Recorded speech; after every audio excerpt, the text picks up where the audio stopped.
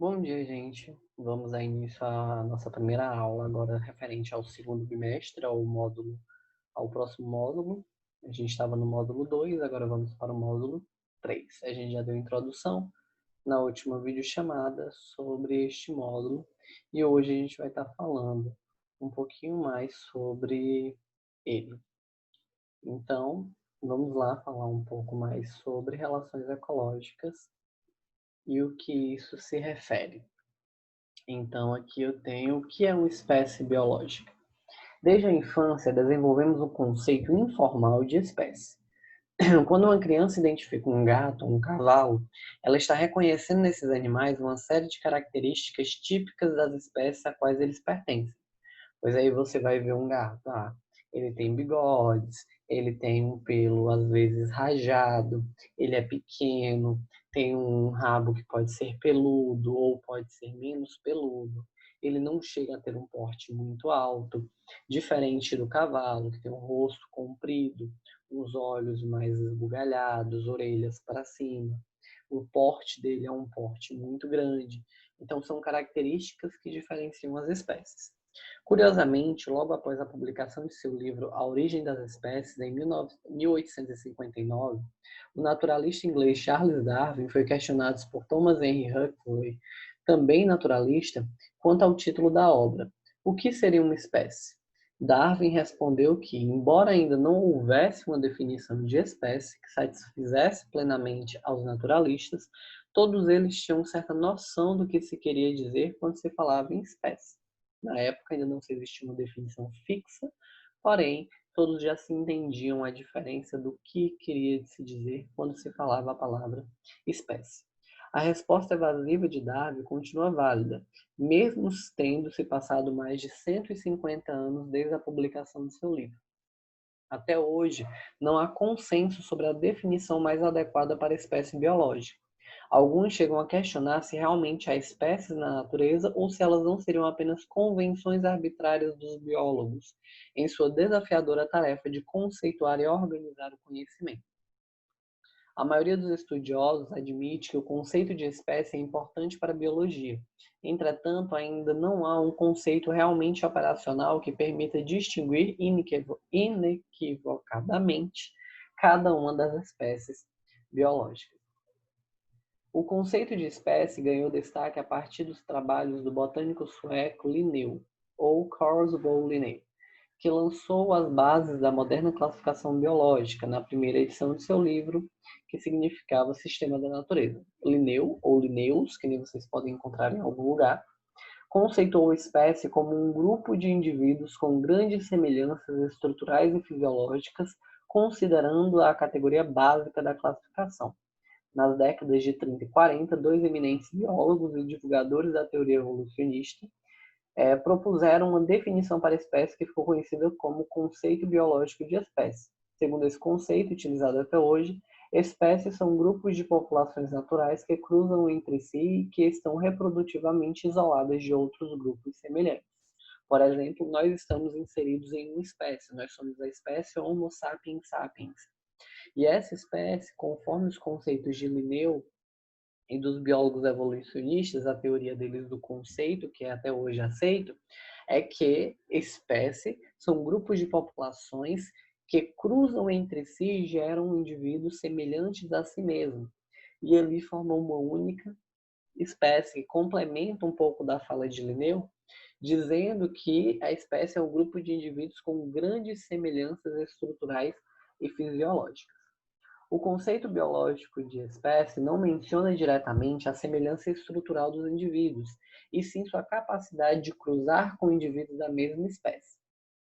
Já para o próximo parágrafo, embora teoricamente bem fundamentado, o conceito biológico tem algumas limitações. Primeiro, ele não se aplica a espécies sem reprodução sexuada, como bactérias e arqueabactérias. Segunda, o conceito biológico de espécie é pouco operacional, é difícil testar se os membros de duas espécies cruzam ou não entre si em condições naturais. Cruzamentos em cativeiro não constituem prova válida, uma vez que essa condição altera o comportamento natural dos indivíduos. Por exemplo, quando eu pego uma égua e cruzo com um jumento, eu vou ter como resultado deste cruzamento um burro ou uma mula. Porém, naturalmente, não se tem prova válida de que na natureza um jumento automaticamente cruzaria com a égua ou um cavalo com uma jumenta. Então, nesse sentido, não entende-se que, na ideia de espécie, que espécie é aquele grupo de indivíduos que cruzam entre si. E o cavalo e a égua, eles são de uma diferente espécie em comparação ao jumento e a jumenta. E mesmo assim, cruzando, eles dão um indivíduo fértil, que é a mula e o burro. Porém, tanto a mula quanto o burro, eles são inférteis, eles não cruzam entre si para gerar um novo indivíduo. Então, meio que isso quebra o conceito de espécie criado por Linnaeus e os teoristas evolucionistas. Na prática, os biólogos continuam a utilizar como critério de classificação diversas características, que são entre elas morfológicas, fisiológicas, bioquímicas e genéticas. Acredita-se que ao longo do processo evolutivo, existem características que selecionam a espécie e deixam-as separadas das outras. Portanto, uma novidade evolutiva permanece como exclusividade dessa espécie e das espécies que eventualmente dela se originarem, o que tenta delimitar o conceito de espécie para esta característica evolutiva em específico. Mas para isso, a partir desse conceito, que não se tem um conceito ainda do que é uma espécie, de como caracterizar um indivíduo como inserido numa espécie, de meios gerais e de maneira aleatória e sistemática, de certo modo, foi organizado critérios de classificação e que esses critérios de classificação são utilizados na biologia. Para isso, determina um nome para cada espécie. Há mais de 3 séculos, Linneu elaborou um sistema revolucionário que determinou a nomeação das espécies, que é chamada de nomenclatura binomial. Bi de 2, nomeal de nome. Segundo, qual o nome científico de uma espécie deve ser composto por 2 palavras escritas em latim ou devidamente latinizadas. Se você conhece nomes como Homo sapiens, canis familiares, Equus cabalus e etc., já teve contato com o sistema binomial de Linneu. A primeira palavra, neste caso aqui, por exemplo, a primeira palavra, a gente tem que o quê? Que eu tenho, por exemplo, Homo sapiens. Então, eu tenho Homo como primeira palavra e sapiens como segunda palavra. A primeira, ela indica o gênero do indivíduo que eu estou falando, que é Homo, que reúne espécies com características semelhantes. Já a segunda corresponde ao nome específico que define a espécie, sapiens. Por exemplo, o nome científico do lobo é Canis lupus e o do coiote é Canis latrans. O lobo e o coiote compartilham o gênero Canis, mas são de espécies diferentes. Além de uniformizar a grafia, o nome científico fornece informações sobre a semelhança de uma espécie em outra. Sabemos que um coiote tem muitas semelhanças com o lobo pela simples leitura de seus nomes científicos. Aqui tem uma imagem, a imagem A é um lobo e a imagem B é um coiote. A gente tem características visivelmente semelhantes entre os dois indivíduos. Por conta dessas características semelhantes, eles foram colocados dentro do mesmo gênero, que é o gênero Canis, assim como os cachorros domésticos, que são os canis familiares. Eles todos fazem parte do mesmo gênero. Porém, eles possuem cada um características específicas que fazem eles não serem da mesma espécie e terem um nome específico diferente, que no caso do lobo é Canis lupus e no caso do coiote é Canis latrans e no caso dos cachorros domésticos, Canis familiares. Então, é o nome específico que vem após o gênero que determina a espécie do animal que eu estou falando. Então, só recapitulando um pouco essa questão antes de continuar, que Linneu ele foi responsável pelo esse processo de nomenclatura binomial e organização dessa divisão biológica da nomenclatura dos seres. Só para dar a finalização que não tem muito a ver com a ideia do que a gente está falando, mas tem continuidade, a relação do conceito de população. Entendendo-se que não existe um conceito certo para espécie, existe um conceito de população biológica que pode ser definida como um conjunto de indivíduos da mesma espécie que entra nos conceitos de Linneu e de outras teorias biólogos, de outros biólogos, de que espécie são indivíduos que possuem características semelhantes. Então, população é um conjunto de indivíduos da mesma espécie que convivem em uma determinada área em dado momento. Aplicando esse critério a uma espécie humana, pode-se dizer que a humanidade constitui um conjunto de populações biológicas que se distribuem pelos diversos continentes, países, estados e municípios. Embora seja composta por diferentes populações, cada uma localizada preferencialmente em uma área geográfica, a humanidade se transformou em uma verdadeira aldeia global. Então, isso quer dizer que o quê? Que população é um conjunto de indivíduos da mesma espécie. Os humanos são da mesma espécie, conforme a divisão de Linneu e de biólogos. Então, entendemos que o conjunto de humanos é a população humana. Então, essa ideia é válida para todos os outros seres vivos. Por exemplo, se eu tenho vários animais, várias formigas em um formigueiro, ali é uma população de formigas. Se eu tenho vários cachorros em uma região, é uma população de cachorros, por aí vai. Então, população é um conjunto de indivíduos da mesma espécie que convivem em uma determinada área. A partir do conceito de população, eu consigo determinar a densidade populacional. O que é densidade populacional?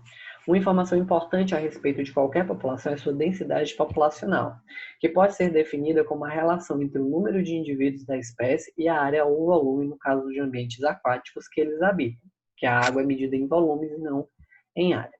Então, como é que eu faço isso? Até comentei com vocês na última aula que é caracterizado por ser algo denso ou não denso, ou denso ou mais denso. Densidade tem muito a ver com matéria em espaço. Qual é mais denso? Eu falei para vocês, 1 quilo de ferro ou 1 quilo de algodão, qual é o mais pesado? Alguns responderam que era o de ferro, só que todos os dois têm apenas 1 quilo, porque eu tenho 1 quilo de algodão e 1 quilo de ferro. Porém, qual dos dois é mais denso? E a minha resposta é o ferro. Ele é mais denso que o algodão nesta pergunta. Por quê? Porque se eu tenho 1 quilo em cada um, então o meu peso é igual. Porém, o espaço que 1 quilo de ferro ocupa é bem menor que o espaço que 1 quilo de algodão ocupa. E quanto maior massa em menor espaço, mais denso eu tenho. O mais denso aquela matéria é. Se eu tenho uma bola de mesmo tamanho e tem uma quantidade diferente de material no interior dessa bola, quanto mais pesada essa bola vai se tornar mais densa, quanto mais leve essa bola vai se tornar menos densa. Na população, para medir a densidade populacional, eu tenho uma relação que é entre os números de indivíduos e a área ou volume, que o número de indivíduos é como se fosse a minha massa, e a área ou volume é como se fosse o meu espaço. Nas populações humanas, o estudo estatístico do tamanho populacional e de sua composição em idade e sexo, entre outros aspectos, constitui o que se chama de demografia, que demos vem do grego, que significa povo, e grafo, que vai de grafia, significa descrição. Então, demografia é a descrição de um povo. A densidade de uma população humana é denominada densidade demográfica, que é a densidade da descrição de um povo, e calculada com base em levantamentos periódicos conhecidos como censos demográficos, normalmente feitos pelo IBGE, que para quem não conhece a sigla significa Instituto Brasileiro de Estatística, e IBGE, Instituto Brasileiro de Geografia e Estatística. Então, é a partir do IBGE que fazem os censos e determinam a densidade populacional de indivíduo, que a gente vai ver com mais especificidade posteriormente através desse cálculo, que é a quantidade de indivíduos sobre a área ou o volume da região. Por exemplo, aqui foi colocado que o censo realizado em 1990 estimou a população brasileira em aproximadamente 150 milhões de pessoas, distribuídas pelos 8,5 milhões de quilômetros quadrados de superfície do território nacional. E assim, a densidade demográfica do Brasil em 1990 era de aproximadamente 17,6 habitantes por quilômetro quadrado. Essa resposta se dá pelo fato de eu ter 150 milhões de pessoas, que é a minha quantidade populacional, pelo 80,5 milhões de quilômetros quadrados, que é a minha área, que voltando para essa continha seria o número de indivíduos dividido pela minha área. Em 2000, o censo mostrou que a população brasileira tinha aumentado para 169 milhões de pessoas. Como o território permaneceu o mesmo, a densidade demográfica brasileira cresceu. Em 2010, o IBGE estimou a população brasileira em 190.732.694 pessoas, o que indica uma densidade demográfica de aproximadamente 22,4 habitantes por quilômetro quadrado. Em outras palavras, na área hipotética de 1 quilômetro quadrado, em que havia aproximadamente 20 pessoas em 2000, passaram a viver 2 pessoas a mais em 2010. Nesse sentido, quando se fala de densidade demográfica e se fala da alteração que isso ocorre na sociedade, é que a cada uma quantidade certa de anos em que minha densidade demográfica aumenta, isso quer dizer que eu tive um aumento de natalidade maior e não tive um aumento do território. O Brasil continua sendo o Brasil do mesmo tamanho e apenas a quantidade de pessoas que moram nele acabaram aumentando e, consequentemente, a densidade demográfica aumenta. Com isso, a partir dessas informações, vocês vão responder as questões 1, 2, 3 e 4. As questões 1, 2, 3 e 4 se encontram na página 34 e vocês têm até o dia 13 para responder essas questões. Como sempre, vocês já sabem a informação. Aqui embaixo vocês encontram a descrição do livro, na descrição do vídeo vocês encontram um link para baixar o vídeo e o link também para responder a atividade. Espero que vocês tenham entendido. Qualquer coisa me mandem mensagem se tiverem alguma dúvida. Bons estudos para vocês e até a nossa videochamada e a nossa próxima aula. Tchau!